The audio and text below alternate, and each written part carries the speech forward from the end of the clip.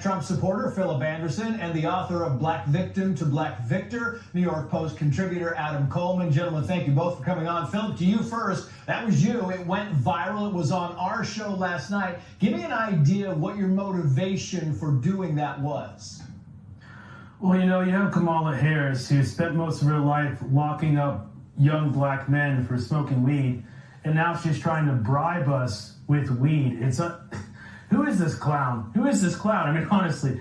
Then you have Donald Trump, who goes in to work his shift at McDonald's and says, yeah, she lied. She never worked here. And also, she lied about her grandmother's identity. She's lying about her heritage. She lies about everything, just like how she's lying about her track record. I mean, Kamala Harris has destroyed America. She set the world on fire. She's made everyone go broke. She has the blood. Saying she has blood in her hands is an understatement. She has oceans and oceans of blood in her hands. Look at Ukraine, look at Israel, look at Palestine, look at Afghanistan. I mean, what has she done aside from screw over the entire world and screw over the American people? But I'm supposed to support her when she's not even black because I'm black? Yeah. It makes no sense at all. It makes no sense. Adam, to you first. Now, Mr. Anderson clearly is very got some opinions on Kamala Harris. You started changing your views about former President Trump after the Charlottesville rally to find people on both sides, of course, which was debunked many times. You were kind of wondering what else journalists are lying to you about. What do you think of the whole claim about Donald Trump being Hitler, dictator for a day, etc.? I see it as media manipulation, and it's a scare tactic. I think it's amongst many scare tactics that happen coming from the media, the elitist media that exists. And it's all it is just a ploy to get us to not think about what we want, but to feel emotional about it. And there's nothing more emotional than claiming that someone is probably the most evil person in recent history. So obviously it doesn't stand. Hitler didn't wait till his second term to do what he meant to do. Yeah, that's fair. I want to play this sound. It's a black voter in a barbershop in Atlanta. He was speaking to Lawrence Jones, and he said the following here. Black voters, and black leaders specifically, are turning the corner saying, wait a minute, you know what? I was with Donald Trump in the 80s. I was with him in the 90s. I let these people influence me. These people trying to tell me what to do. One thing you don't tell a black man is what to do. Philip, you heard that. Is he correct? Is he right on that? I actually didn't quite hear what he said, but I'm sure he's right. If he's saying something negative about Kamala Harris, there's nothing good to say about her. She's a total failure. I mean, look at how many hundreds of thousands of people have died in America because of our open border fentanyl crime crisis. I mean, people have died, people have been murdered, people have been raped, and it's all Kamala Harris's fault. I mean, people are dying, children are dying all over in Israel and Palestine and Ukraine, and it doesn't have to happen. It wasn't like that when Donald Trump was president. You know, so when they call Donald Trump a threat to democracy, I find it laughable because, I mean, they tried to murder Donald Trump 2 times. They tried to take away his property, all his money. They tried to, like I said earlier, try to assassinate him. They tried to, they actually did take his name off all the ballots. So they do all these things to Donald Trump. I'm just like, how can you possibly say it's a threat to democracy when you're the one who wants to take down an entire social media platform just because people can speak freely about their ideas? I want to stop you right there, Philip. I want to just bring this very quickly and running out of time because this is a sign that was in Birmingham, Alabama. The New Era Baptist Church put the sign up there. It says, warning African Americans, a vote for Trump would put black folks back to picking cotton. Adam? We're going to hopefully have this pastor on this week. I want to know what you think of this. I think it's absolutely foolish, and I think that there is something absolutely wrong when you have the church being used for political purposes in the way that he is using it. That is not something that is godly. This is something that is of this world. And so for them to use the church and someone's race to manipulate them, to go back to a historical point that these people weren't even alive for, to recollect and relive something that they never faced, I think is the most insulting thing that you can do in this country. Yeah, it's a very good point. Adam Coleman, Philip Anderson, gentlemen, thank you both.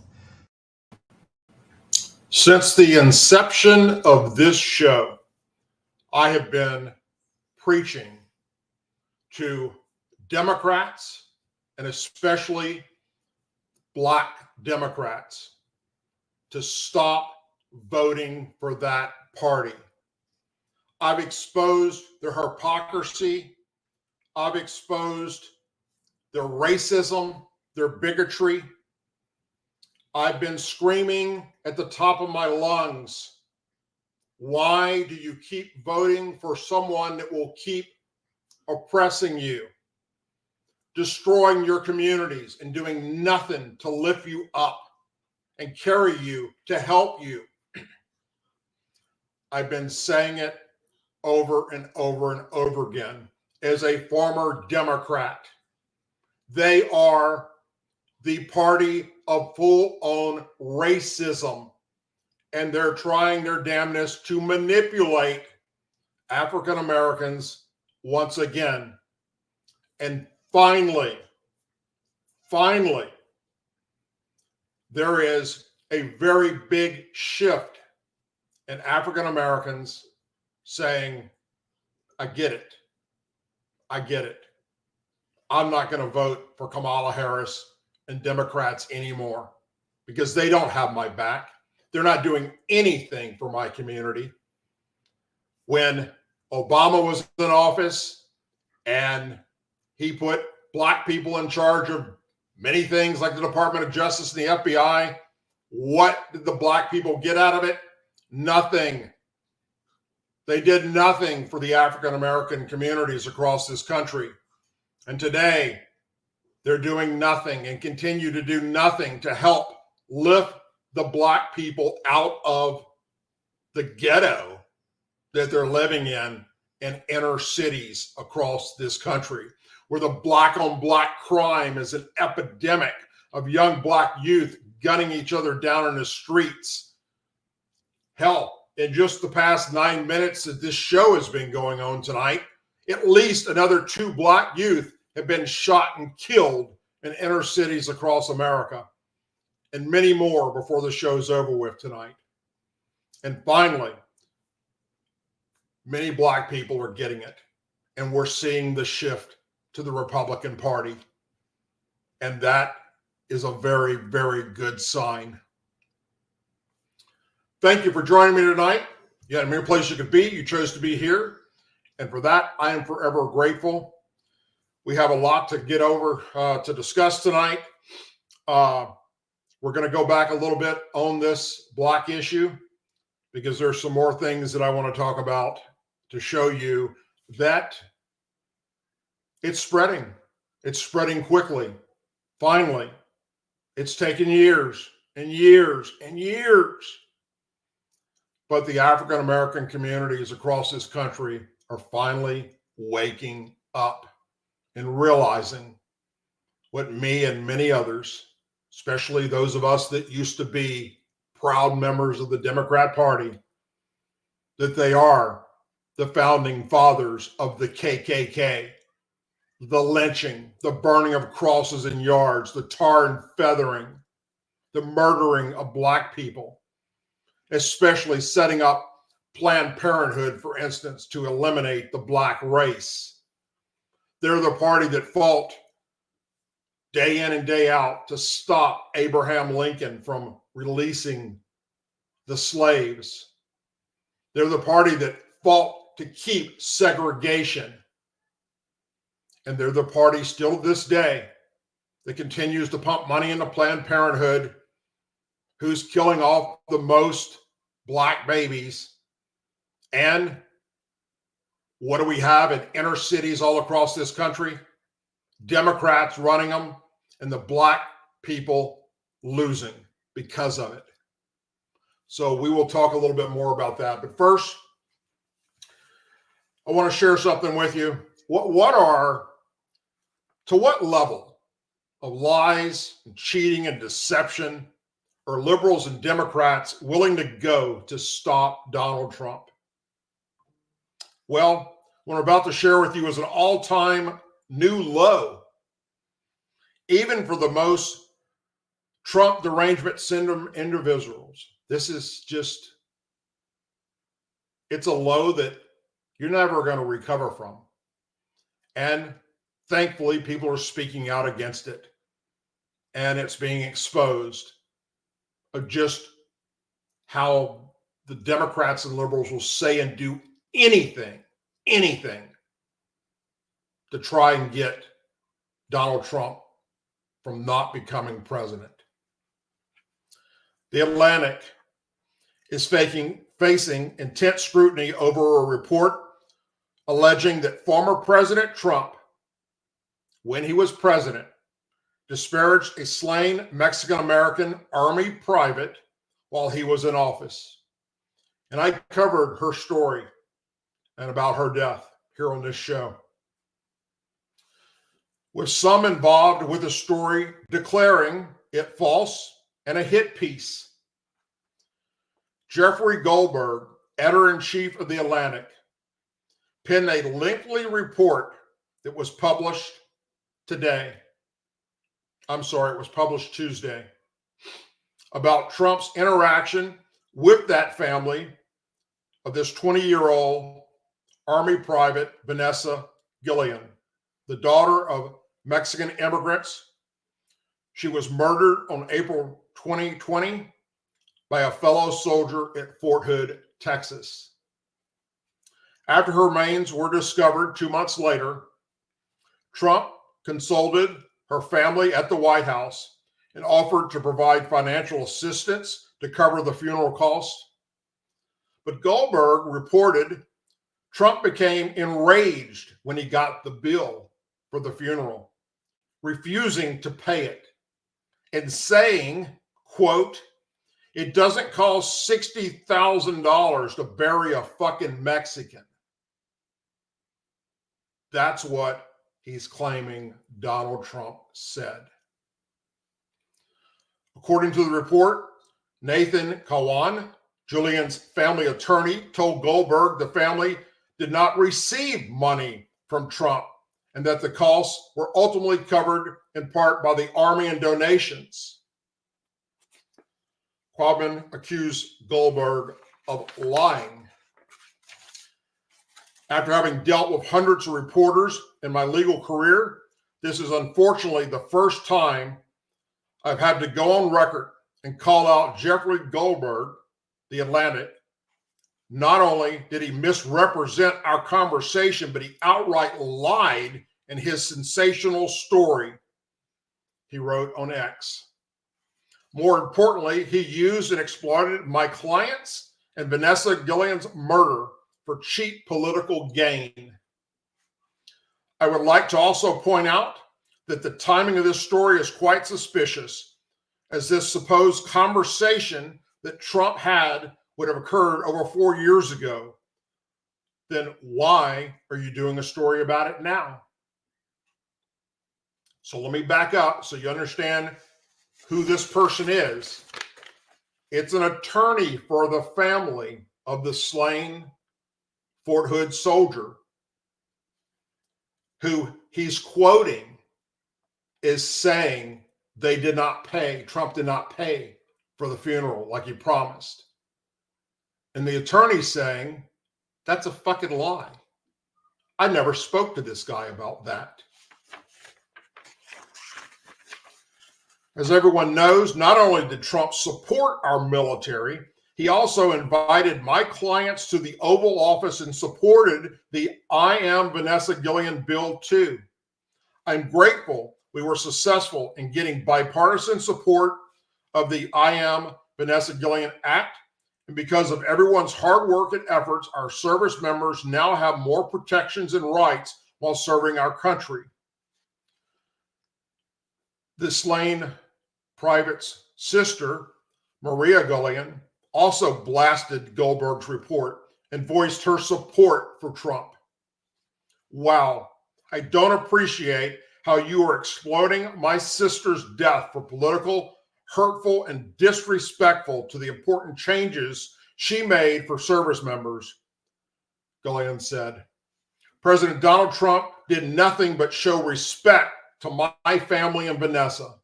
In fact, I voted for President Trump today.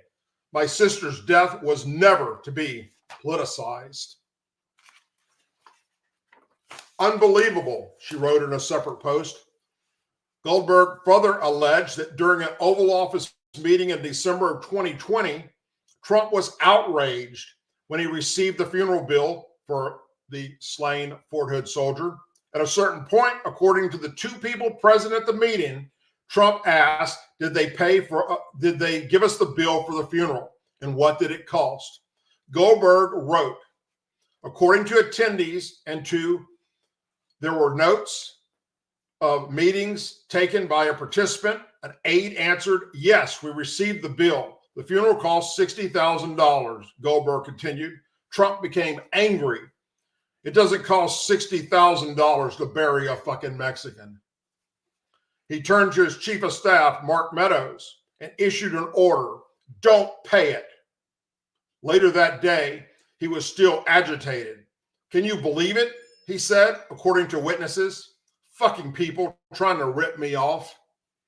The personal qualities displayed by Trump and his reaction to the cost of Gillian's funeral, contempt, rage, racism, hardly surprised his inner circle, Goldberg told his readers in the story.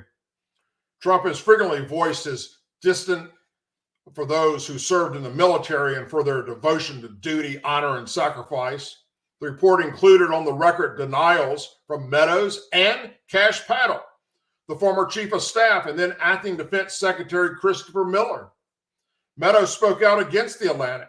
I was in the discussion featured in the Atlantic hit piece against Donald Trump. I was there present. Let me say this. Any suggestion that President Trump was disrespectful to Miss Gillian or refused to pay for her funeral expenses is absolutely false, Meadows wrote on X. He was nothing but kind, gracious, and wanted to make sure that the military and the U.S. government did right by Vanessa Gillian and her family. Ben Williamson, Meadows' spokesman, shared a screenshot of the statement he provided to Goldberg saying, President Donald Trump absolutely did not say that, and called out how Goldberg translated that comment in the report, which said that Meadows denied having heard Trump make the statement. Treat this dishonest piece accordingly, Williamson's warned. Theo World, Trump's former deputy assistant who assisted in translating for Trump's meeting with the Gillian family, also spoke out against the report. And they was translating because they're Hispanic and they did not speak very good English. President Trump was genuine, concerned about Vanessa Gillian and appalled by the tragedy the Gillian family was enduring. Maria Gillian was poised and confident in advocating for her sister then, and she's right again today. The Atlantic hit piece is a lie. For example, President Trump had zero interest in the cameras. He met with the family privately for 20 minutes and offered the press gaggle solely if it would assist them in honoring the Army specialist's death and raising awareness about her case. He even told them that day that the press are vipers. Boy, was President Trump right. Goldberg laid out another explosive claim in the piece that Trump had once said, I need the kind of generals that Hitler had. People who are totally loyal to him, that follow orders, citing two unnamed sources who had allegedly heard him say it in the White House. A spokesman for Trump called the claim absolutely false, telling Goldberg President Trump never said this. Notably, Goldberg was also the journalist behind the 2020 report alleging then President Trump disparaged fallen soldiers buried at the cemetery in Paris as suckers and the land was filled with losers back in 2018, all of which based on anonymous sources and all of which was a total lie because the people that were there when everything transpired say otherwise. Both Trump and the White House officials strongly denied Goldberg's reporting at the time. Kathleen McKinley, who served as Trump's press secretary and was in a meeting with the Gillian family, feels anything written by Goldberg should be taken with a grain of salt. The reason my antenna went up last night when I saw the name Jeffrey Goldberg was because I was on a tarmac in September 2020 and a story popped from him in the Atlantic that was the sucker and loser story we have all heard. Within hours, I was able to collect more than a dozen individuals who were there, firsthand witnesses that said it never happened.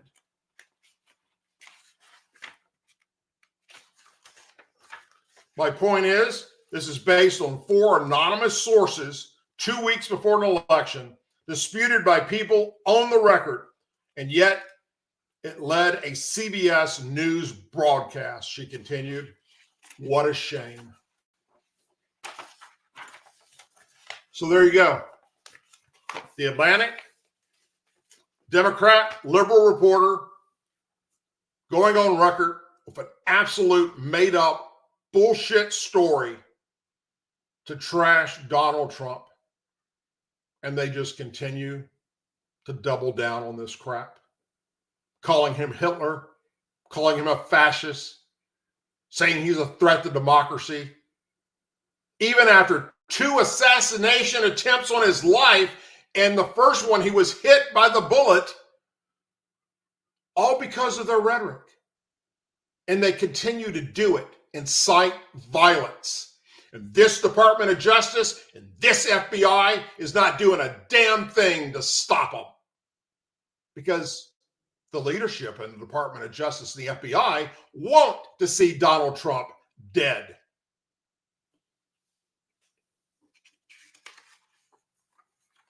Texas Attorney General Ken Paxton is suing the Biden administration for not providing information that he needs to verify the citizenship of 450,000 potentially ineligible voters.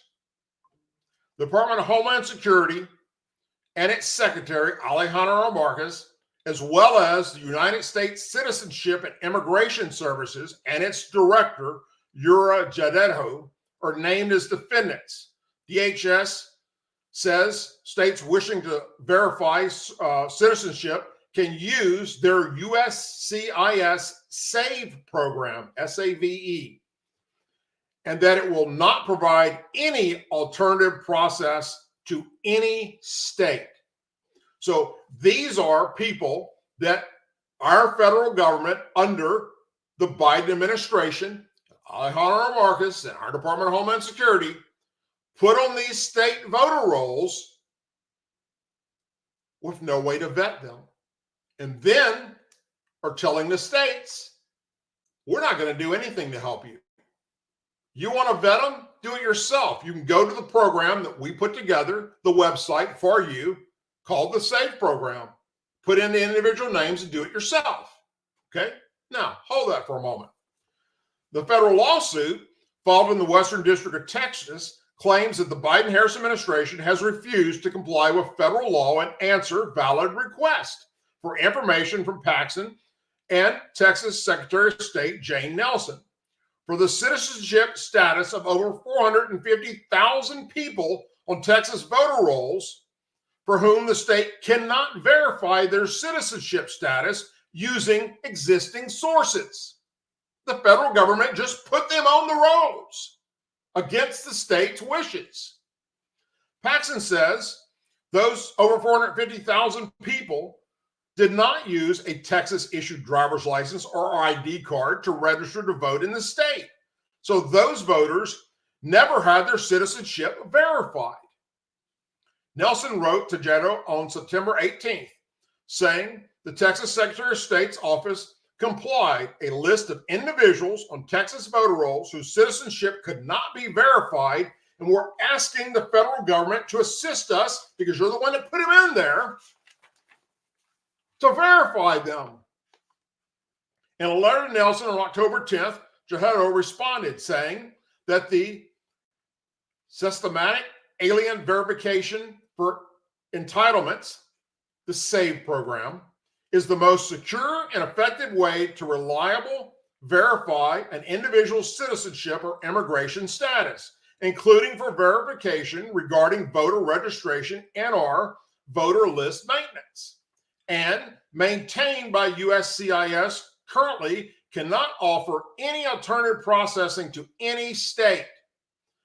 Paxton's lawsuit states that pointing to the SAVE, according to Paxton, the SAVE program designed to confirm a person's lawful presence in the United States is not an adequate tool to do so on its own.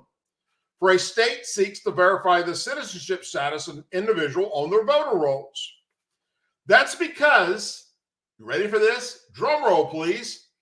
It requires the use of a unique Department of Homeland Security issued immigration identifier, which the lawsuit says is information that is not maintained by or available to any of the states that the Democrats did this to. Texas statewide voter registration system does not contain any Department of Homeland Security issued immigration identifiers, the lawsuit says. So even if Texas Secretary of State could obtain this data from the Texas Department of Public Safety, that effort would be limited to individuals who provide such information to obtain a driver's license or personal identification card, and therefore would not encompass individuals for whom there is no Texas-issued driver's license or ID card in Texas voter registration system.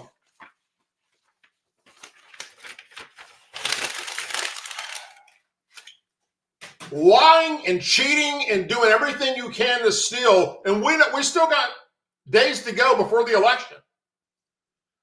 The Biden administration had their Department of Homeland Security dump into the voter rolls of states hundreds of thousands of illegal immigrants with no way for the states to verify who the hell they are. And then claim that, oh yeah, you can by going to this program we set up, but then won't give the states the special ID information they need to do the verification. If you would have told me 20 years ago that we'd be where we're at today, with this lying and cheating that's going on in our elections, I would laugh you out of the room. It's absolutely insane. This is the kind of shit that should land people in prison. Newsflash, Biden and Harris and your administration of your DOJ and your FBI and your Department of Homeland Security, illegals aren't allowed to vote in U.S. elections. What the fuck are you doing other than cheating?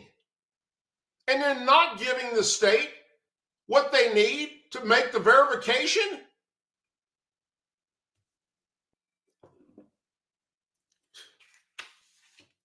Okay.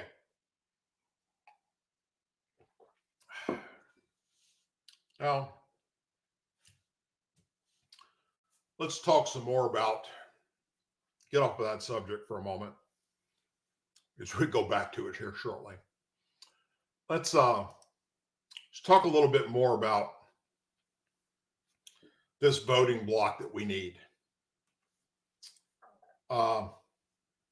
African Americans and Hispanic Americans to step up and exercise their right, and in doing so, leave the Democrat Party. First, let me tell you, if you don't know this, even if you are a registered Democrat or a registered independent or a registered Republican, that matters none when you are one-on-one in that booth. You can choose whoever the hell you want. Just because you didn't get a chance to change your voter ID yet or your voter registration yet doesn't mean you have to vote for that party. You can vote for whoever the hell you want. Being registered as a Democrat or Republican or independent does not lock you in to having to vote for a Democrat, Republican, or independent. And it is my understanding from what I'm seeing popping up in different news sources that African Americans and Hispanic Americans are getting it. They're understanding it. And they're switching.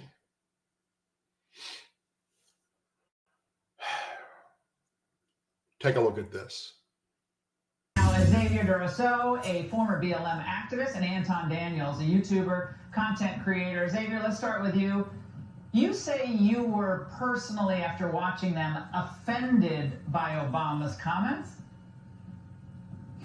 Absolutely. I mean, first of all, Obama's not as talented of a liar as he used to be, but quite frankly, my ancestors fought way too hard for me to have the ability to learn how to read, just for Obama to expect me to be so uneducated to think that I would vote for Kamala Harris simply because she claims to be a black woman. And I mean, if people want to stop having Kamala Harris be called a DEI hire, maybe he should stop trying to remind us of her demographic every 5 minutes. Black men not supporting Kamala has nothing to do with her being a woman. It has everything to do with her lack of accomplishments over the last 1,359 days. Well, Anton, I'm watching this and I'm thinking to myself, the shtick is kind of worn thin with Obama, you know?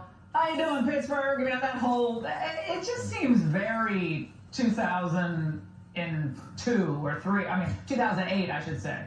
All right, it doesn't quite have the same appeal, as megastar-ish as he is.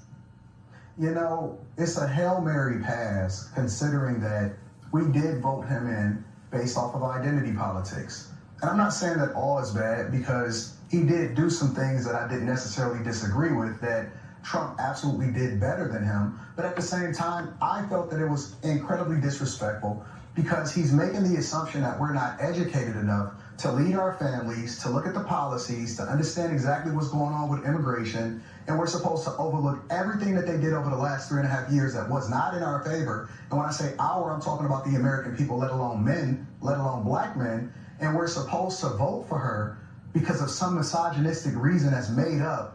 And instead, we've learned how to educate ourselves, and now they've sent their Messiah back to rein us in and bring us back into the Democratic plantation. And most men that I've spoken with have said that it's absolutely disrespectful, and we're done with Obama. Well, Xavier, again, when he says, "You're lucky Michelle's not here," he does. What is that supposed to mean? I mean, I guess it's supposed to be funny because she'll scold them in a more convincing or scarier fashion. It's kind of treating young black men as children, almost like you're children, and mommy's coming back and mommy's gonna chastise you and you're gonna get punished, but you're supposed to vote against your own economic interests to make Michelle and Barack happy in their 4 mansions? It's absolutely degrading, and black men are sick of being reduced to being expected to think with our skin color. We have seen how terrible the Obama, Biden, Harris trilogy has been for our country. It has completely demoralized our country, and quite frankly, Obama has no credibility, because this is the same man who heavily endorsed Joe Biden, and we all can feel in our pockets, and we can see it for sure at our border, just how terrible the Biden-Harris administration has been for our country. And Obama admitted himself back in an interview with Steve Colbert that if he could, he would run our country from an earpiece down in the basement. And it wouldn't surprise me if that's exactly what he's doing. Now, Xavier, Anton, the media are really pushing Obama to be the, rescue agent for Kamala's campaign. Watch this.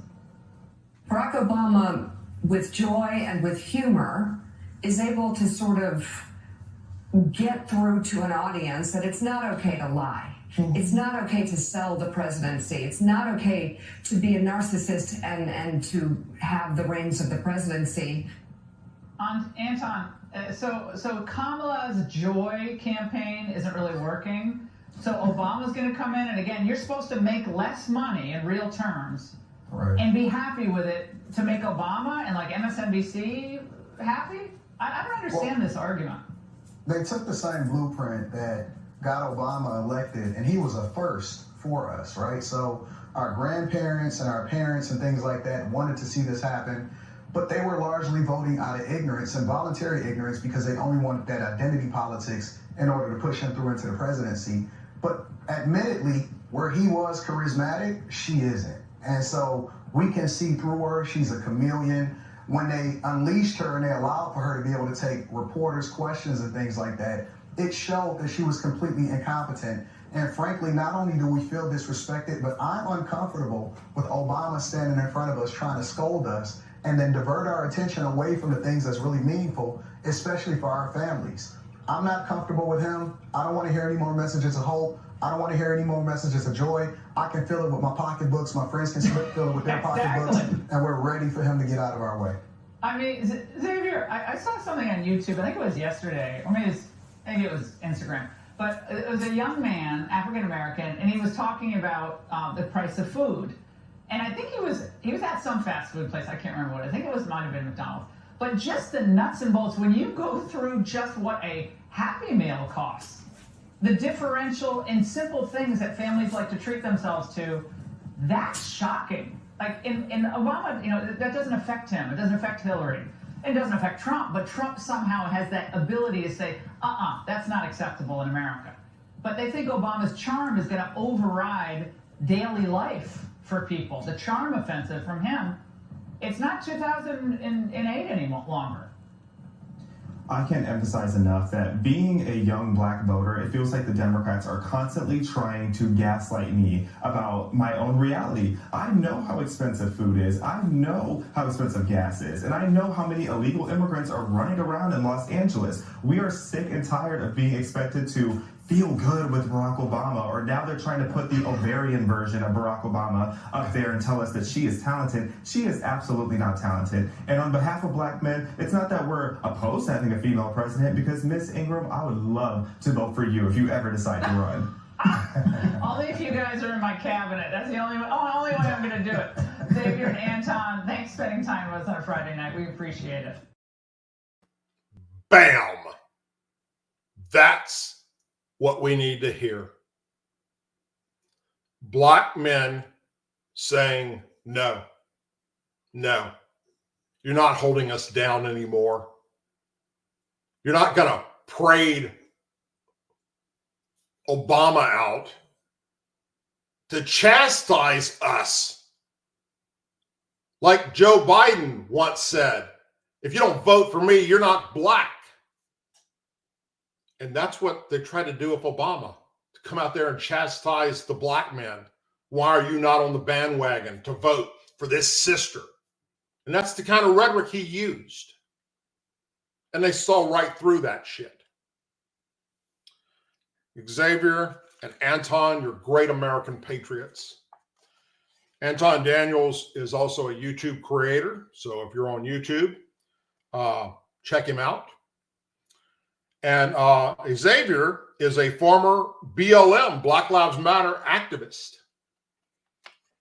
So you can see it all comes back around. Those of you that have been following my show over the past several years have heard me be very critical of the group BLM, Black Lives Matter. My primary criticism is that the group was founded and formed around a false narrative. One started by former NFL football player Colin Kaepernick, telling the youth that look up to him as their hero that police officers in general are all racist and wake up every day to start their shifts wondering how many young, innocent black youth they can shoot and kill today. Well, now, finally, Black Lives Matter Global Network Foundation is running out of cash because people are seeing through their bullshit and nearing its end unless something changes dramatically. The Free Press, an independent news organization founded by former New York Times journalist Bari Weiss, on Tuesday published a scathing deep dive into the scrappy startup and struck gold in 2020. Headline: BLM collected over $90 million in donations. Where did it go? Capitalizing on the lucrative opportunities afforded to them as high-profile progressives, the three celebrity founders moved on, leaving the operation to wither in the hands of deputies who, sadly, turned on each other. A remarkable spat of legal trouble, brushes with law enforcement, and tangles with the Internal Revenue Service have all but spelled the death of the enterprise that you probably know best as Black Lives Matter. Free Press reporter Sean Patrick Cooper wrote. The spectacular rise and fall of BLM was surprisingly little in common with either civil rights campaigns, other than perhaps good intentions, he continued. How BLM's leaders exploited George Floyd's murder to raise millions that they then put into their own pockets more closely resembles the stories of famous grifters like Elizabeth Holmes of Tyrannus and Sam Beckman-Freds. Cooper noted that in 2020, at the height of activism related to the death of George Floyd, corporations revved up their diversity, equity, and exclusion programs and threw millions of dollars at BLM. But 4 years later, DEI programs are in retreat. And the left cares more about Israel, Palestine, and Gaza and killing the Jews than police reform. And BLM 4 years later, it looks like little more than a hustle, Cooper wrote.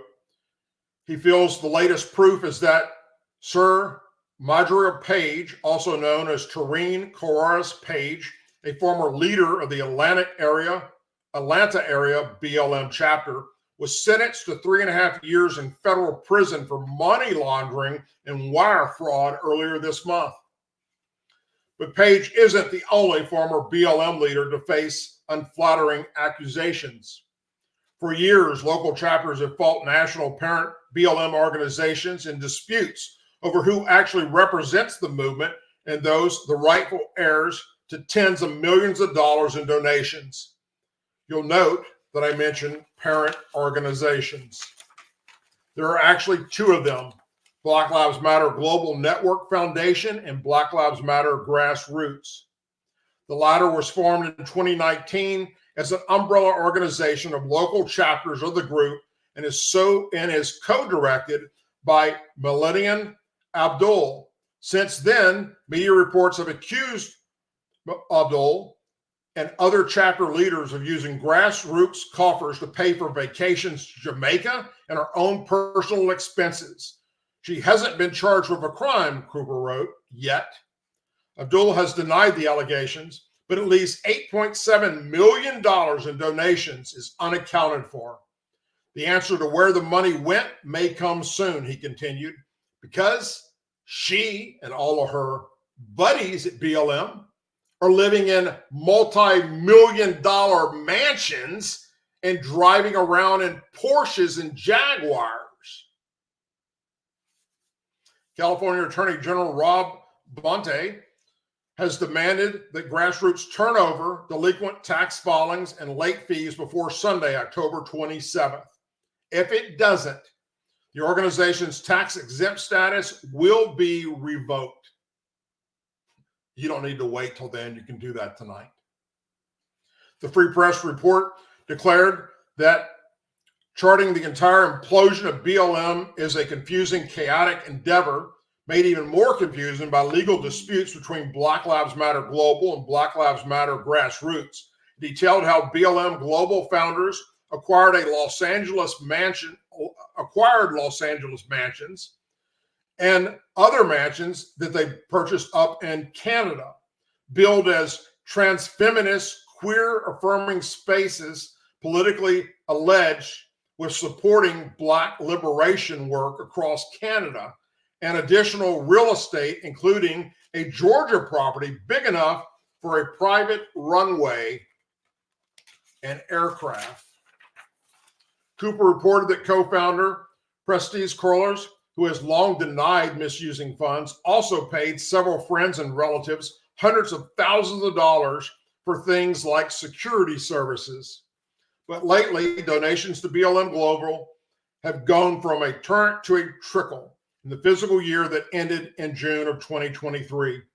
Black Lives Matter Global collected $4.6 million while spending $10.8 million, according to its federal filings. And while it still has $25 million in assets, its cash is dwindling. Unless something changes dramatically, The end is likely near. Cooper wrote, maybe if the founders had been as committed to social justice as to enriching themselves, Black Lives Matter could enjoy a long life as a progressive institution, he added, but it wasn't to be. For those of you that have been following this show for years, you've heard me sit right here and stare into this camera and tell you that BLM is a false, fake bullshit, and the money is going into everybody's pocket that's running it, but not to help the African American communities in this country. None of it went to help them. None of it.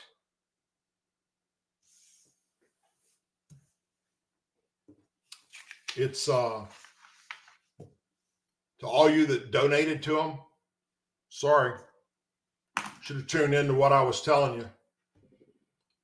Me and many other people. And when it wasn't politically correct, how dare you say that all lives matter? How dare you say that Black Lives Matter is built on a false ideology?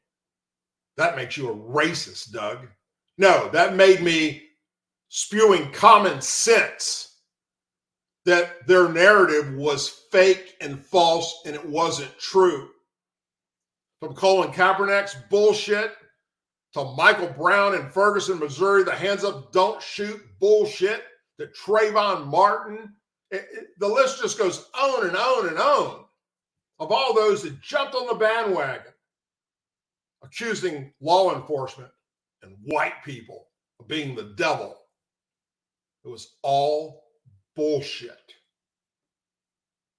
All the conspiracy theories are coming home to roost because they weren't. Michigan Secretary of State Joyce Benson, a Democrat, announced that the pivoting swing state is not expecting to have the final results of the 2024 election on Tuesday night, the 5th, until the end of the day on Wednesday after Election Day. How many years have we been voting in America? And this nimwit wants us to believe that, we can't work that hard. We don't have the ability to count all these ballots. During a Sunday appearance on CBS News Face the Nation, Benson was asked how quickly Michigan election officials expect to have the election results finalized.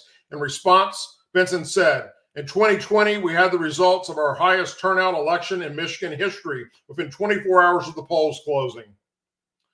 The unofficial results were completed by 8 p.m. on Wednesday, so we're tracking that again this year. Why?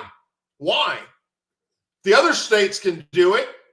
What's wrong with you other than you're going to try your damnedest to steal the election and steal those electoral college points for Harris?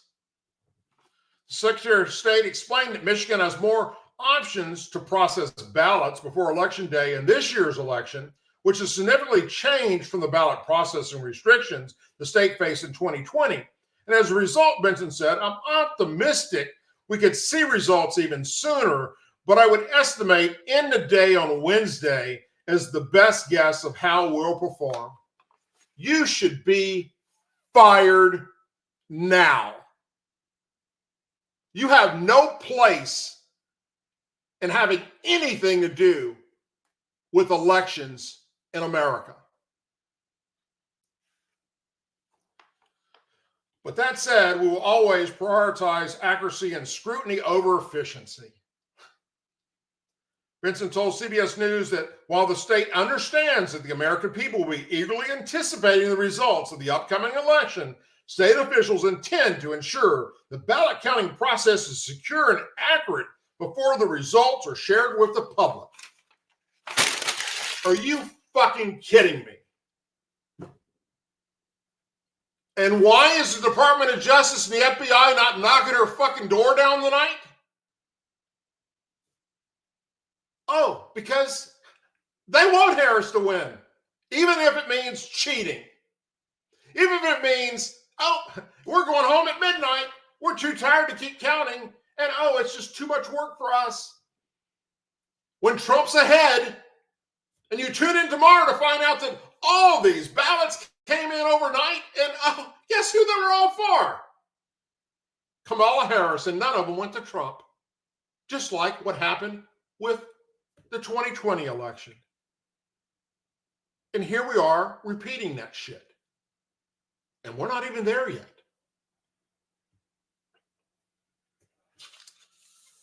A report on Tuesday night showed that South Korea and Ukraine are saying that North Korea has deployed combat troops to Russia. Well, now it has been officially confirmed by our Pentagon. North Korea dictator Kim Jong-un has sent troops to Russia, the Pentagon confirmed. These soldiers boarded ships and were sent over to Russia. We do not know yet whether these soldiers will enter into combat alongside Russian military, but this is certainly a high concerning probability. After completing training, these soldiers could travel to Western Russia and then engage in combat against the Ukrainian military, John Kirby said from the Pentagon. We have briefed the Ukrainian government on our understanding of this situation, and we've certainly consulted closely with our allies, partners, and countries in the region on the implications of such dramatic move and how we might respond. You're not going to fucking respond at all. Not under this administration. You're not going to do anything. South Korea and Ukraine told you what North Korea was doing, and you did nothing. South Korea told you that not only was North Korea sending arms and ammunition to Russia to help fight Ukraine, but things like drones and missile technology, everything from AK-47 rounds to high explosives, but so is Iran. Everybody's supporting Russia. And what did we do about it? Nothing. You want 4 more years of that? Of the world going to shit?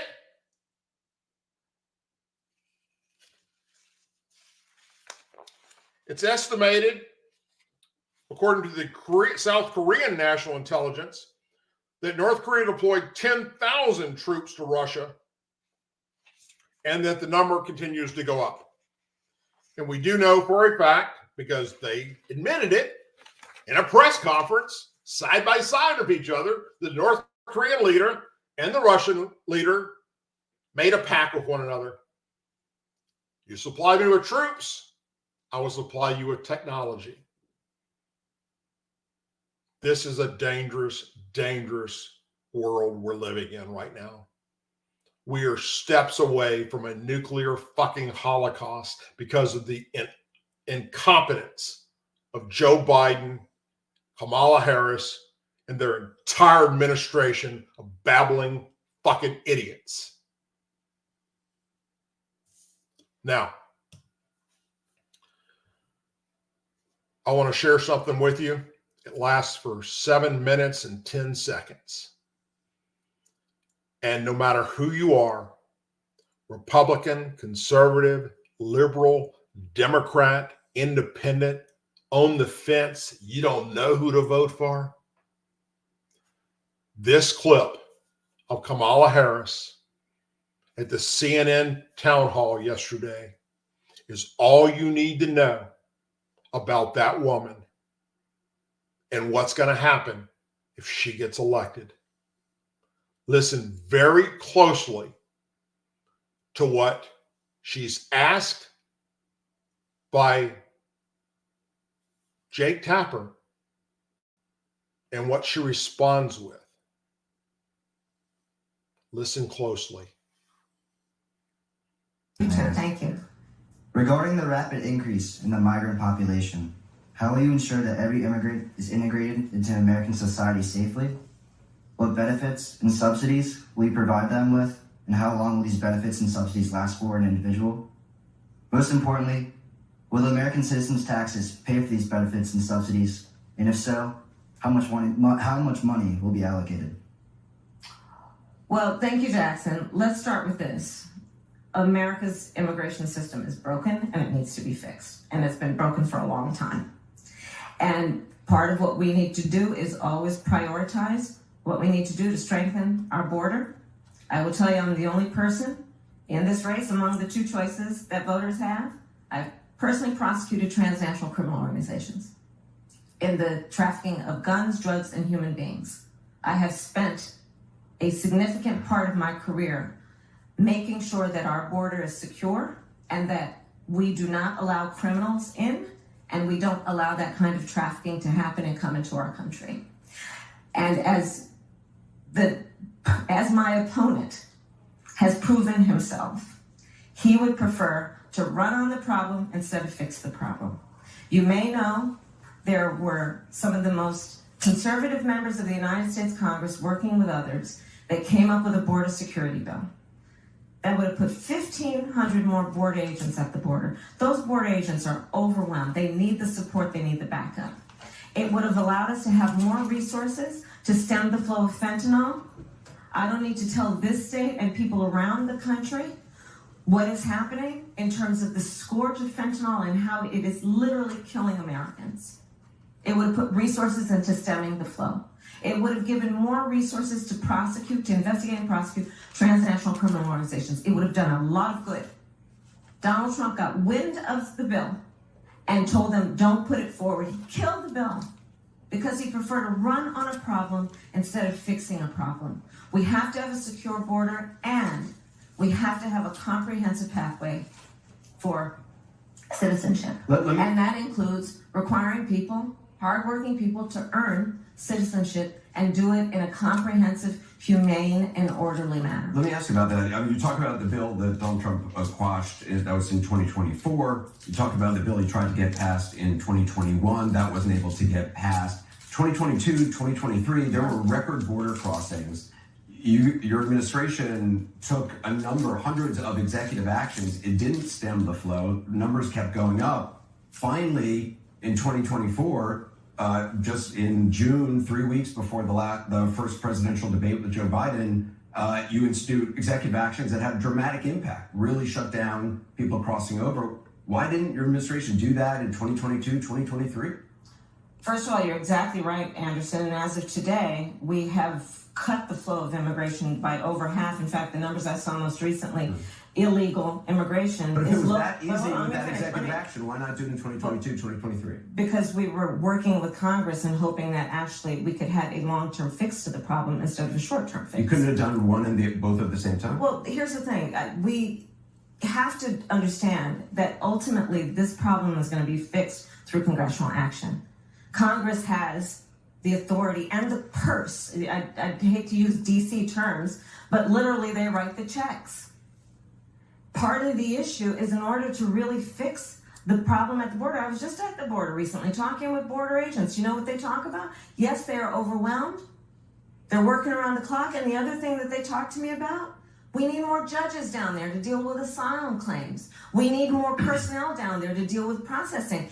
But Anderson, and that's where Congress kicks in terms of dedicating the resources to actually fixing the problem. We have dealt with it such that, to your point, we now, as of today, as of our visit, have lower undocumented immigrants and illegal immigration than Trump when he left office. That's true. But we need a permanent solution, and that requires bipartisan work. Do you wish you'd done those executive orders in 2022, 2023? I think we did the right thing, but the best thing that can happen for the American people is that we have bipartisan work happening, and I pledge to you that I will work across the aisle to fix this long-standing problem. I think the American people are demanding it on both sides of the aisle, and it's time we actually put the partisan approach to this aside. We know what can work. Well, let's talk about this compromise bill that you want to pass if you're elected. You said that's going to be a priority. It includes $650 million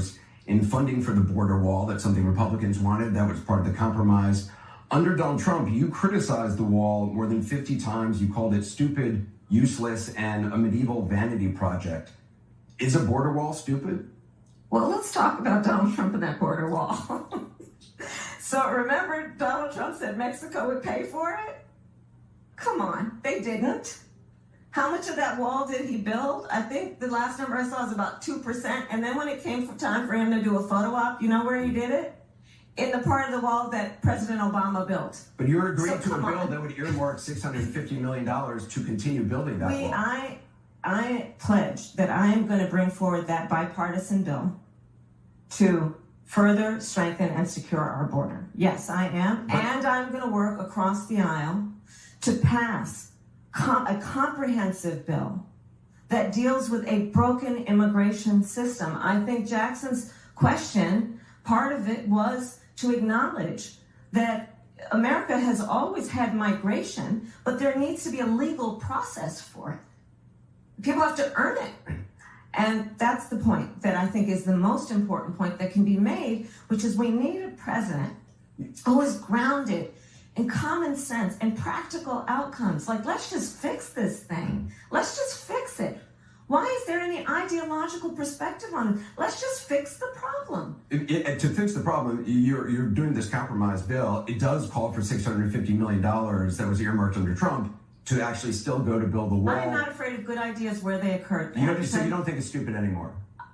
I think what he did and how he did it did not make much sense because he actually didn't do much of anything.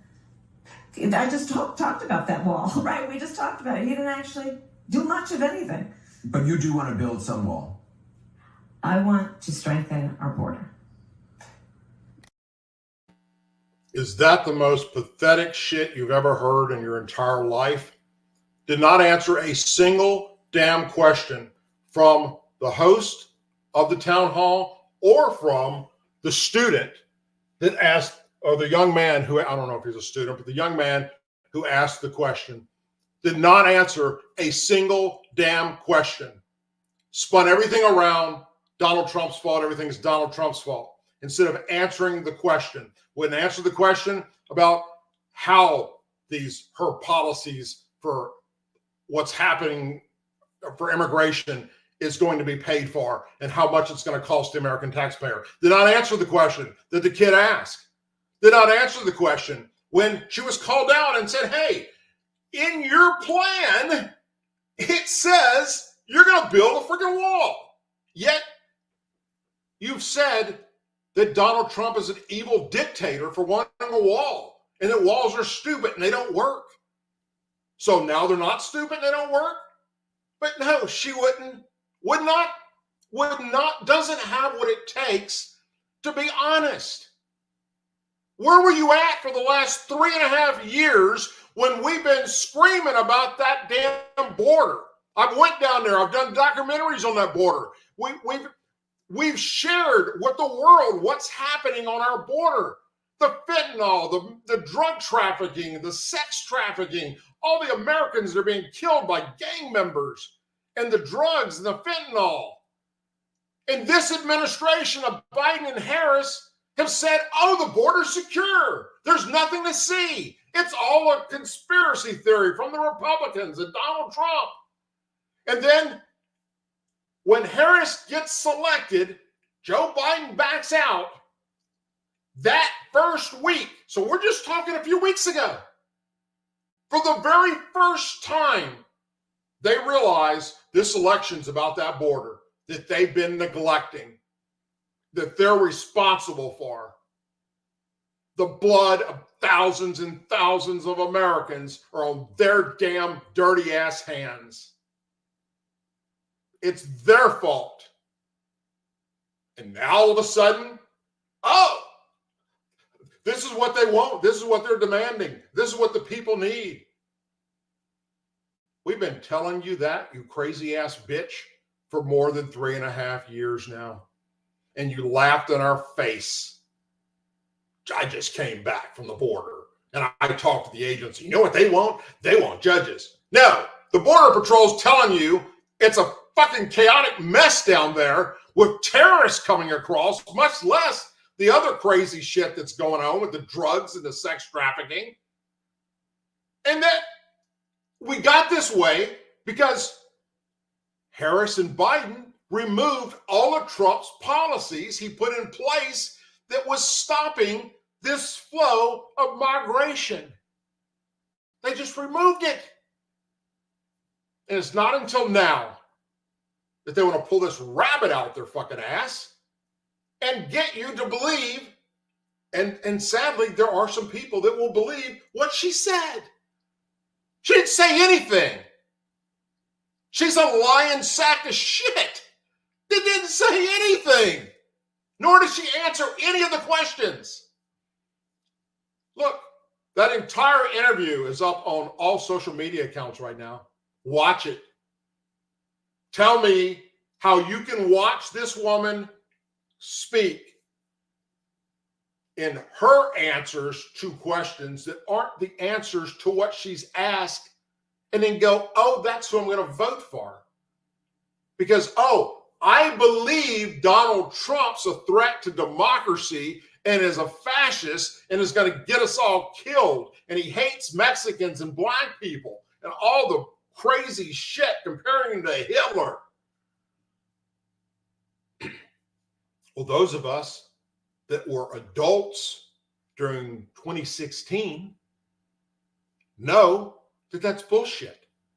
Donald Trump already has been president for 4 years, and nothing that you're claiming about him did he do. And yes, there was a peaceful transfer of power that you're claiming there wasn't. What happened on January 6th, it's a tragedy. Guess what? It's not the end of the world. It's not the worst thing that happened to our democracy.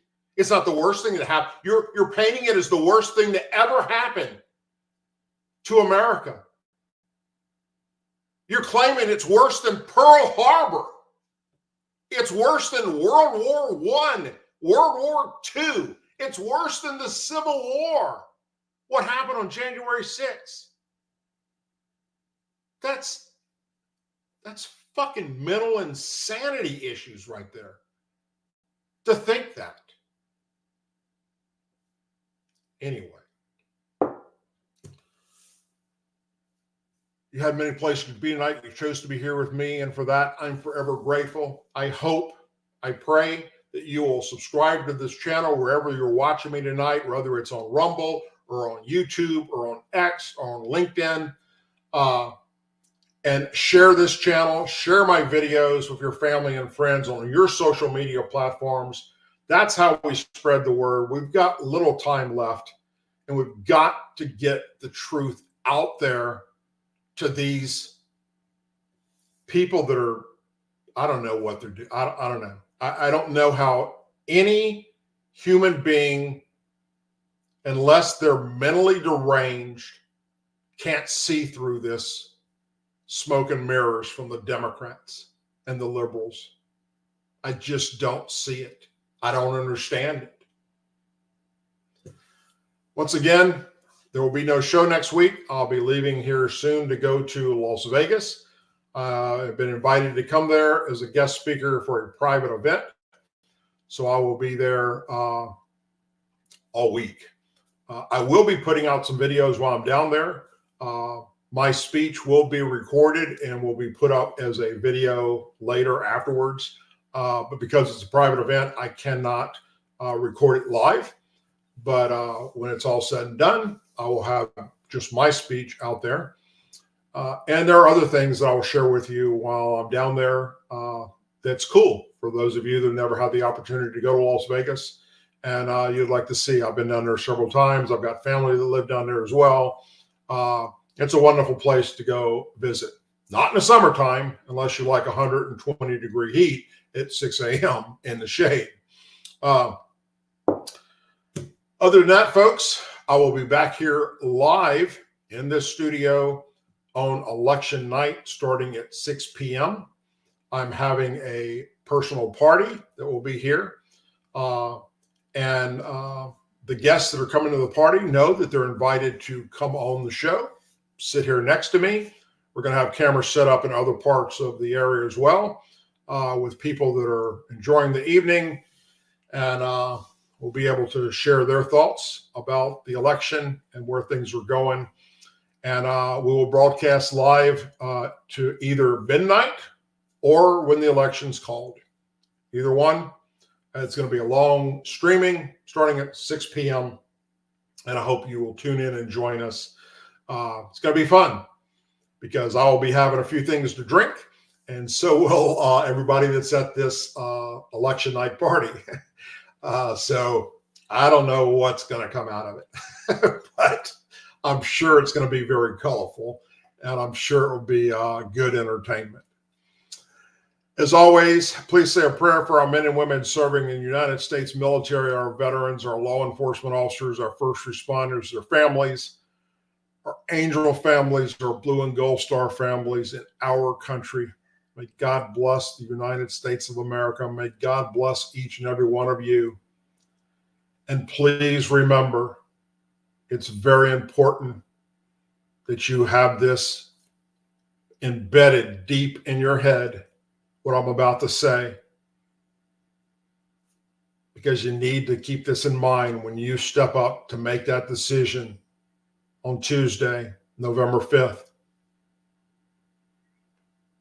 that this current administration, Biden and Harris, are pissing on the graves of angel families and blue and gold star families, loved ones.